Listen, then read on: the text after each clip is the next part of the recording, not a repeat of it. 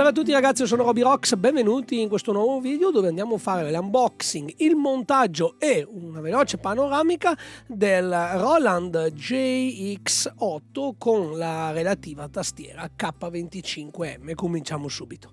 Quindi, come abbiamo già fatto nel precedente video con il GU06A, io direi di cominciare proprio dal sintetizzatore. Quindi eccoci qua, è il GX08 che non è altro che una riedizione del sintetizzatore del 1985, il JX8P, insieme diciamo al modulo diciamo così esterno di controllo esterno PG800. C'è una particolarità: questo sintetizzatore così da solo era abbastanza ostico da utilizzare, perché come potete vedere non c'era nessun controllo fisico, c'era tutta una serie di pulsanti dove si poteva muoversi all'interno di menu e sottomenu.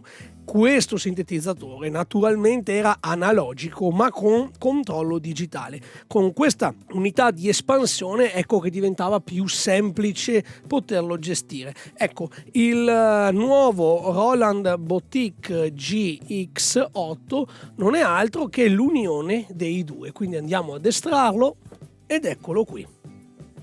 Come potete vedere, ora lo scartiamo, le dimensioni sono sempre molto contenute e presenta proprio la stessa interfaccia e ricorda anche la stessa grafica proprio del GX08 con il suo modulo di espansione. Quindi abbiamo tutti i vari slider per i controlli con una corsa da 30 millimetri, molto comodi. Abbiamo un sequencer, un piccolo schermo che ci indica i valori, mentre come connessioni sempre le solite canoniche della serie Boutique. Quindi abbiamo l'USB che può essere utilizzata per alimentare il sintetizzatore o anche per utilizzarlo come scheda audio USB e anche per ricevere e inviare segnali MIDI. Poi abbiamo naturalmente l'uscita cuffie, l'uscita mini jack stereo, mix in e ovviamente il MIDI. L'unità presenta come sempre un piccolo speaker, ovviamente la qualità non è eccelsa, ci mancherebbe, è solamente per avere un monitoraggio veloce qualora magari dobbiamo suonare in maniera silenziosa, e poi naturalmente lo possiamo anche alimentare a batterie. Le batterie sono incluse nella confezione e sono queste qui, sono 4 stilo AA. Naturalmente all'interno troviamo anche il modulo di registrazione del prodotto e il manuale veloce. Già che ci sono, mi monto già le batterie, così lo posso utilizzare comodamente senza bisogno di alimentazione esterna. Naturalmente il synth può essere utilizzato tramite MIDI da una master keyboard o una tastiera esterna. Io ho deciso di prendere invece la sua dedicata Roland K25M. Eccola qui, questo ovviamente è solamente uno spessore, non c'è niente, quindi andiamo ad estrarla. All'interno troviamo anche il manuale per il montaggio, adesso questo possiamo anche metterlo via, ed eccola qui. Qui andremo naturalmente a collegarci il nostro modulo synth e a collegarlo tramite questo cavo dati. I moduli Roland Boutique sono tutti uguali, quindi come abbiamo già visto nel GU06A, la prima cosa da fare è sganciare questo perno che ci permette di ancorare il modulo synth alla tastiera. Eccolo qua. Poi la seconda cosa che dobbiamo fare è collegare questo connettore qua direttamente nell'ingresso che vediamo qui dentro, quindi facendo attenzione a non recare danni, quindi con le dovute cautele dovremo andare ad infilare questo connettore qui dentro. Bene, una volta che abbiamo fissato il connettore al synth, andiamo ad infilare il modulo da destra verso sinistra su questo perno che troviamo qui. Eccolo lì. Poi, tenendo premuto il perno che abbiamo sganciato prima, facciamo scivolare l'altra estremità all'interno finché non sentiamo click. Ecco, ora il modulo synth è stato correttamente collegato. Ora non dovremo fare altro che togliere i nastri adesivi che tengono bloccato il supporto qui sul retro, ed ecco che finalmente possiamo metterlo in posizione. L'utilizzo è molto semplice perché mi basta spingere questo in basso e premere per incastrarlo e bloccarlo nella sua posizione, diciamo così, orizzontale, oppure mi basta premere il pulsante per sganciarlo e avere le due posizioni, questa oppure ancora più inclinato. Veramente molto comodo. Bene, proviamo a sentire qualcosa, quindi lo accendiamo, aspettiamo un attimo che si avvii e voilà!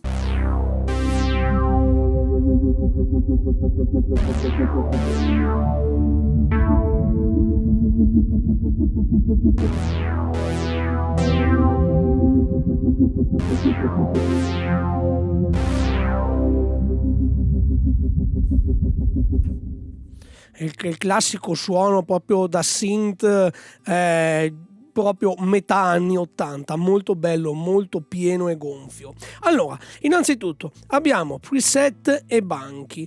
Ogni banco ne abbiamo 8, quindi banco 1, banco 2, 3 e 4, e premendo 2 volte lo stesso pulsante passiamo sul banco 5, banco 6, banco 7 e banco 8. Bene, ogni uno di questi 8 banchi è composto rispettivamente da 8 preset, quindi quello che abbiamo sentito un attimo fa era banco 1 preset 1.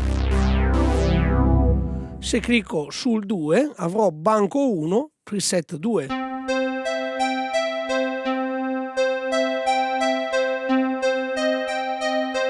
E via dicendo, quindi sentiamo qualcosa, banco 3 preset 6.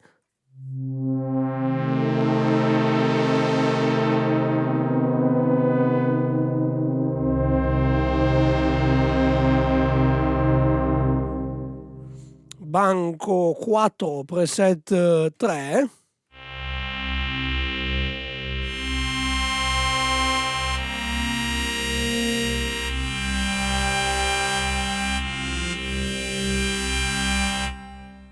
Banco 2 preset 6.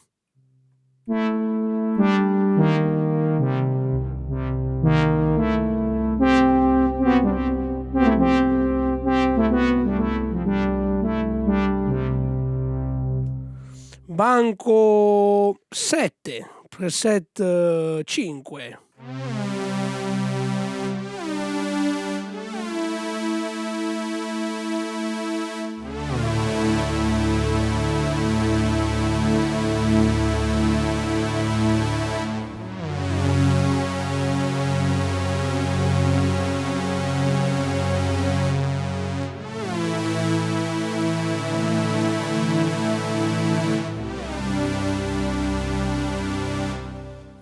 E per finire possiamo provare un banco 8 preset numero 1.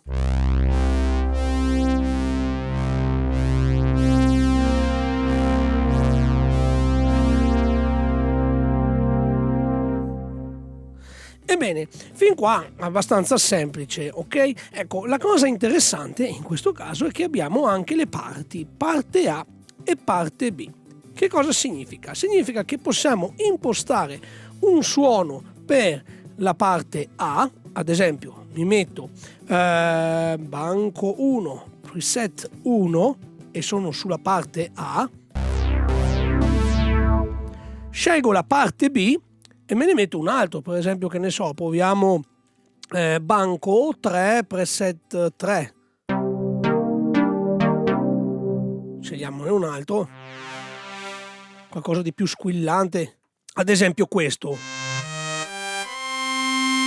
Quindi abbiamo nella parte B abbiamo banco numero 4 preset 3, mentre nella parte A abbiamo banco 1 preset 1. La cosa bella del JX08 è che posso far suonare questi due suoni insieme tramite il pulsante Dual. In questo caso i due preset suonano insieme.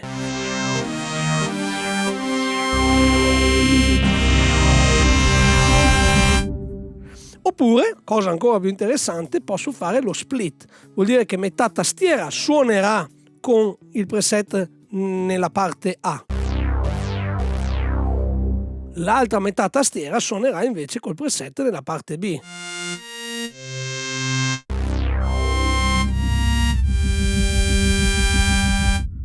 Veramente una figata. Poi naturalmente in questo caso la tastiera è molto piccolina, quindi siamo un po' castigati. Probabilmente, ripeto, se ci mettete una tastiera master keyboard o un'altra keyboard tramite MIDI, ovviamente magari da 61 tasti o più, ovviamente sarete molto più comodi. Naturalmente possiamo creare i nostri suoni. Ora abbiamo lavorato e visto la modalità preset, quindi seleziono preset e imposto le parti, però se premo su manual vorrà dire che adesso andrò ad utilizzare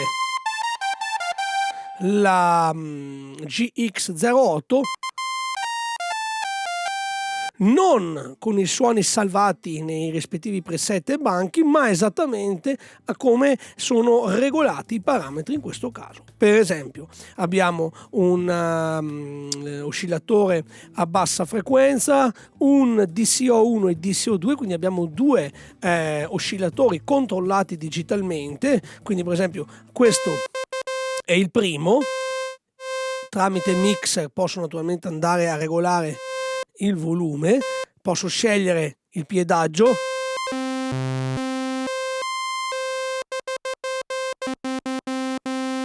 e la forma, quindi sawtooth, quella impulsiva,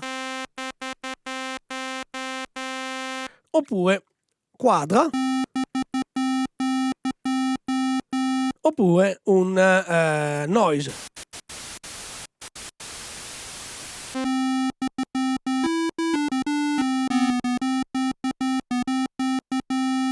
Ok, io mi scelgo questa qui che è una quadra. Posso fare la stessa identica cosa anche nel DCO2. Ora, per sentirlo devo ovviamente alzare il volume dell'oscillatore numero 2.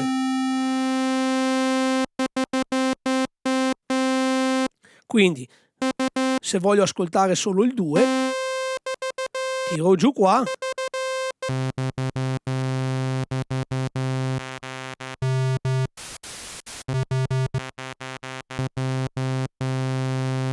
E con il mix vado a regolare l'intensità dei due. Se voglio ascoltare, sentire più uno o rispetto all'altro. Ecco, la cosa interessante è che entrambi gli oscillatori hanno questo tuning che va a scatti di mezzo tono.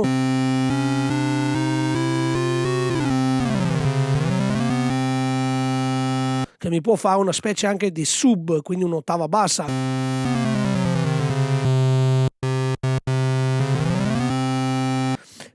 Mentre il DCO2, oltre ad avere la stessa identica cosa, abbiamo anche questo fine tune che vado a regolare in centesimi di tono. Praticamente mi permette di andare ad alterare leggermente, e se mescolato insieme mi fa una sorta di chorus, no?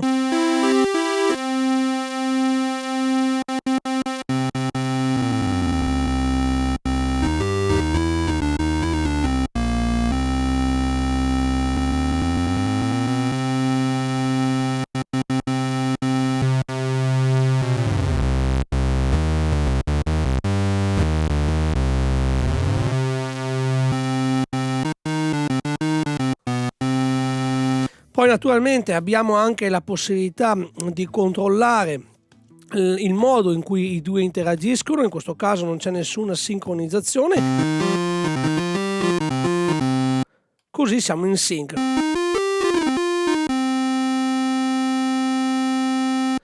A me piace lasciarli fuori sync,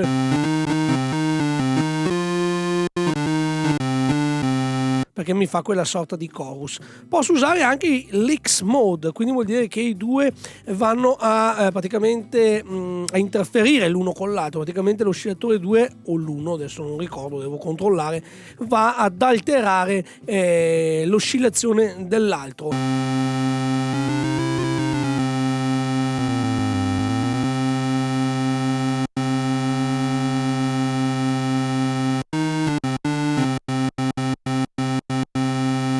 Bene, poi naturalmente possiamo avere anche tutti gli altri controlli che riguardano tipo l'inviluppo, quindi praticamente l'intonazione può essere assegnata all'inviluppo se vogliamo, oppure all'LFO.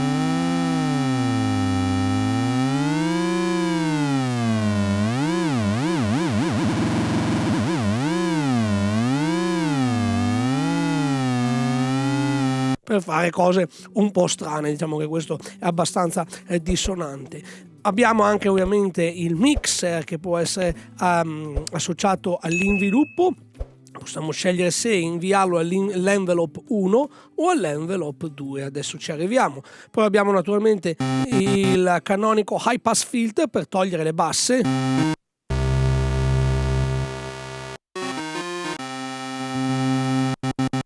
Mentre abbiamo il solito VCF, ovvero il cutoff frequency e la resonance.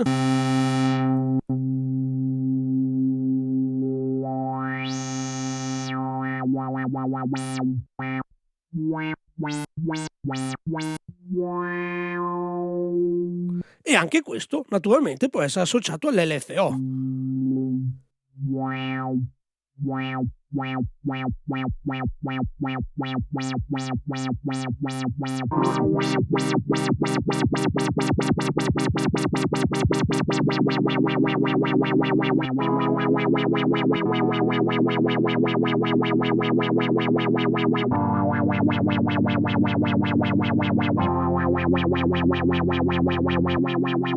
Oppure il K-follow vuol dire che mano a mano che mi sposto verso l'alto cambia anche naturalmente la risposta in frequenza.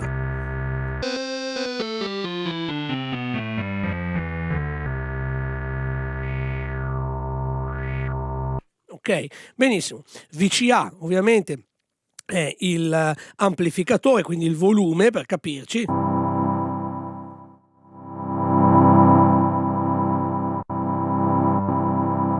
Mentre abbiamo i due inviluppi, inviluppo 1 e inviluppo 2. Bene, l'inviluppo 1 ad esempio possiamo sceglierlo se assegnarlo al mixer, possiamo sceglierlo se assegnarlo al DCO 1 e anche il 2 se non erro, poi devo controllare, e può essere associato ovviamente in polarità normale o a polarità invertita. Facendo le cose un po' più canoniche, ad esempio viene di solito associato al filtro.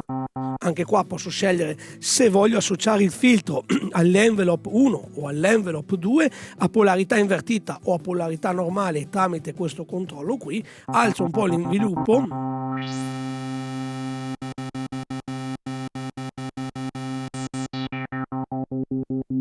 Eccolo lì.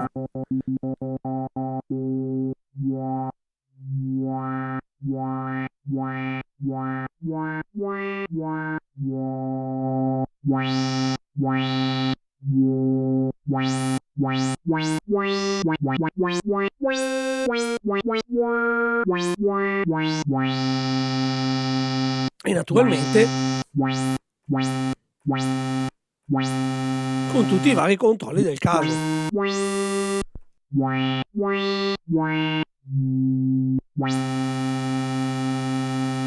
Ovviamente posso associare un altro inviluppo, ovviamente scelgo inviluppo numero 2 e lo devo naturalmente riregolare. Questo per esempio lo posso associare o sempre al VCF oppure lo posso associare ad esempio, eccolo qui, al VCA. Poi naturalmente possiamo anche aggiungere vari effetti, abbiamo per esempio Chorus 1 e Chorus 2 presi direttamente dal Juno.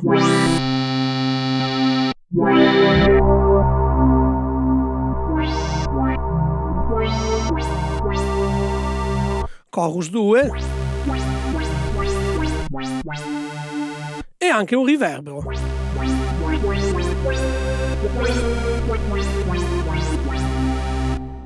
Poi naturalmente se questi due qua li premo insieme, quindi 1, 2 o li premo insieme, in questo caso c'è un delay.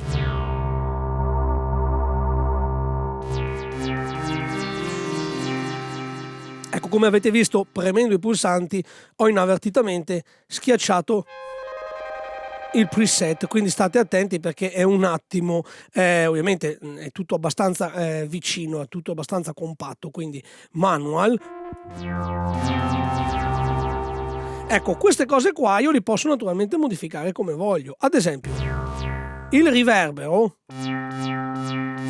se tengo premuto, mi si apre il menu di controllo del riverbero. Ad esempio, qui posso scegliere il tipo di riverbero.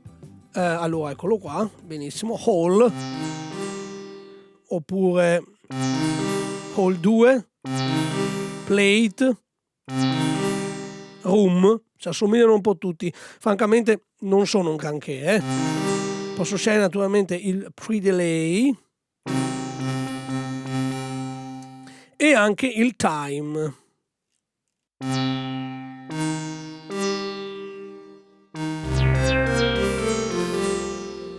E ovviamente anche il livello del riverbero. Stessa cosa anche per il chorus, ok? Se tengo premuto chorus posso scegliere type, il tipo di chorus che voglio, ma posso anche assegnare altri effetti a questo pulsante, delay e via dicendo. C'è anche un drive, un bit crash, un compressore, phaser. Scelgo io, ok, naturalmente di default qui abbiamo chorus 1 e qui abbiamo chorus 2. Stessa cosa, se premo questi due qua insieme e li tengo premuti, type, scelgo delay,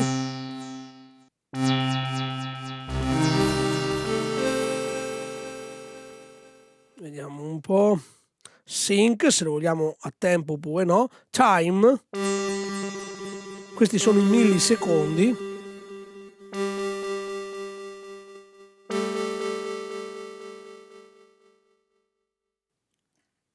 feedback,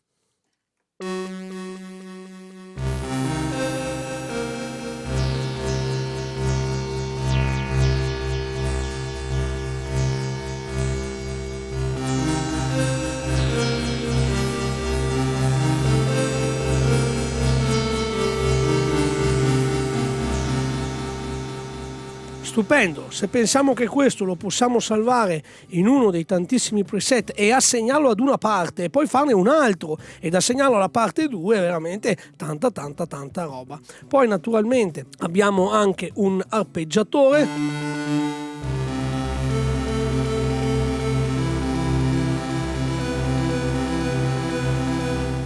che naturalmente per andare a controllarlo tengo premuto su arpeggiatore, posso scegliere la velocità, la modalità, per esempio up,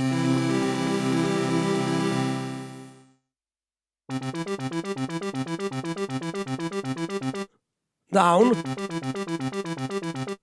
oppure up and down. E poi abbiamo tutti gli altri controlli, l'ottava, la risonanza e via dicendo. Abbiamo anche le note per poter suonare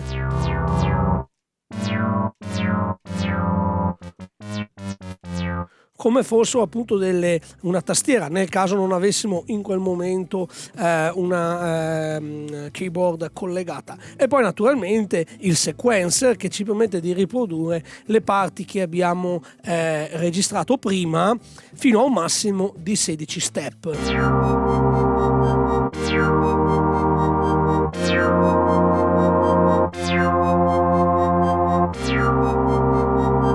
E come potete vedere ce ne sono due sequenze perché abbiamo due parti, parte A e parte B, quindi che lavorano in sincrono. Veramente tanta roba in così poco spazio. E quindi ragazzi, che cosa dire di questo JX08? Beh, devo dire che è sorprendente. Allora, sicuramente se messo a confronto con l'altro, ok, questo mi dà molte più possibilità, mi dà veramente tanta più roba, ma è una nuova generazione di Roland Boutique, questa era la prima.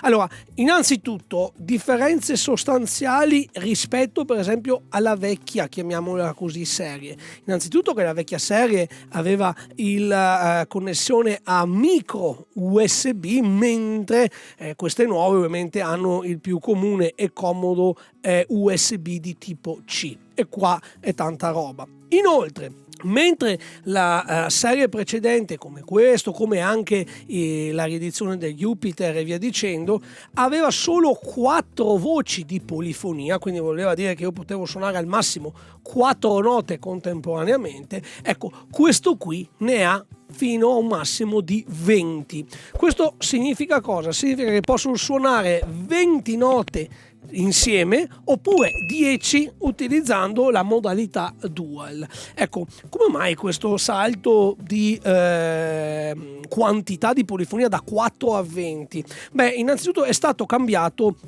il metodo, diciamo così, l'algoritmo di simulazione. Mentre adesso non voglio entrare nei particolari, anche perché questa è semplicemente un overview, è semplicemente una panoramica.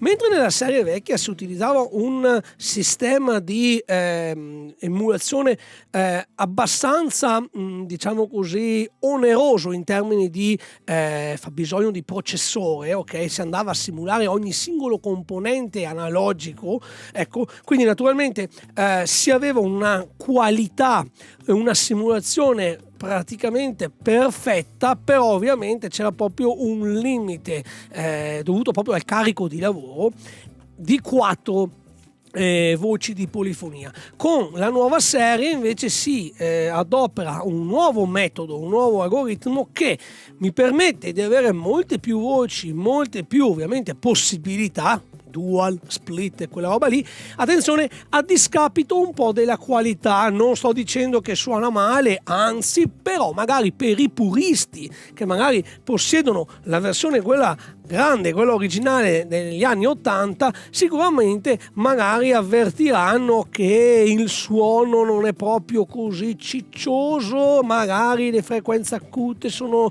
leggermente un po' più harsh, quindi ecco, diciamo che si è optato per avere una simulazione leggermente inferiore a favore ovviamente di una maggiore polifonia. Non è neanche tutto secondo me sbagliato questo.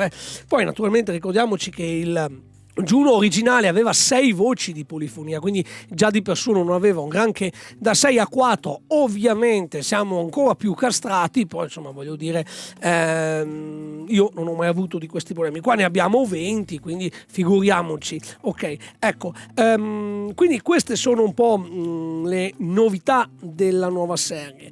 Ecco, a chi lo consiglio questo? Beh ragazzi, qui come pure il Juno siamo in pieni anni 80, quindi se vi piacciono i suoni anni 80, quei suoni gommosi, quei tappeti sonori di strings and pad che riempiono molto, ovviamente qua vi troverete a casa. Certamente avere 2 oscillatori mi permette già di lavorare molto di più, mi permette di creare dei suoni che invece il Juno non può perché ha un oscillatore solo. Ecco, naturalmente se invece vi piacciono i suoni più complessi, più brillanti, più cristallini, basati magari proprio sulle waveform PCM, quindi siamo già in ambito anni 90, ecco, negli anni 90 c'è un altro della serie boutique che è il JD08, quello ovviamente ci permette di avere 1, 2, 3 e 4 suoni, quindi pensate voi 4 preset che possono suonare in sincrono, quindi si chiamano layer. Ecco, e questo qua ha addirittura 128 voci di polifonia. Poi ovviamente quello ha tutta una serie di simulazioni diverse basate appunto su PCM, quindi su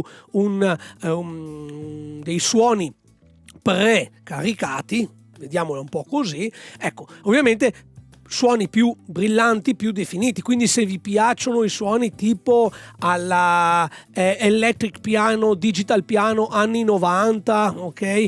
Ecco, sicuramente allora dovrete andare là. Se vi piacciono i suoni un po' più da Star Wars, diciamo più spaziali, più roba un po' particolare, sicuramente il JD08 è un po' più complesso, la curva di apprendimento è un po' più lenta, però ovviamente vi permette di fare ancora molto di più. Se invece cercate il suono più retro, più anni 80, con qualche limitazione rispetto al JD, ovviamente io vi consiglio questo. Se siete proprio dei puristi, volete proprio farvi male, diciamo così, sicuramente questo è veramente un gran bel pezzo, suona da Dio, veramente, poi naturalmente ha le sue intrinseche limitazioni. Detto questo, anche in questo caso Roland non ce li regala questi qua, perché anche in questo caso dobbiamo spendere circa 500 euro, 400 euro il modulo synth più 100 euro la tastiera. Ripeto, la tastiera è opzionale, se voi avete già una master keyboard lo collegate in MIDI in e siete a posto. Ecco, naturalmente tenendo presente tutto quello che può fare questo modulo sonoro, per 400 euro io direi che la Roland ha fatto veramente un ottimo prodotto. Lo so benissimo, con 400-500 euro, magari anche nel mercato dell'usato, si possono trovare gli Arturia Mini Freak o i Cog Monolog e quella roba là, quindi ovviamente di opzioni magari anche più economiche, mi viene in mente anche tipo Behringer fa delle ottime simulazioni, delle ottime rivisitazioni dei grandi classici, quindi sicuramente possibilità di avere gli stessi suoni, magari con dei controlli un po' più, diciamo così, spaziosi, con una tastiera un po' più generosa, ci sono, e indubbiamente. Questi qui sono suoni anni 80, ragazzi, e non c'è niente di magico, li si possono ricreare con qualsiasi plugin, con qualsiasi altra tastiera. Quindi secondo me, quando si spende un 500 euro per un synth, poi dipende le dimensioni e le possibilità, questi suoni qua comunque ci sono, perché sono la base, ok? Sono la base. Quindi naturalmente questo per dirvi cosa, che di alternative ce ne sono, però devo dire che Roland con questo sistema qua ha fatto veramente, secondo me, un gran bella serie di prodotti. Fatemi sapere che cosa ne pensate, fatemi sapere se li utilizzate anche voi, e che dire, io vi invito a lasciare un like, iscrivervi al canale, cliccare sulla campanellina e ci vediamo nel prossimo video. Ciao a tutti!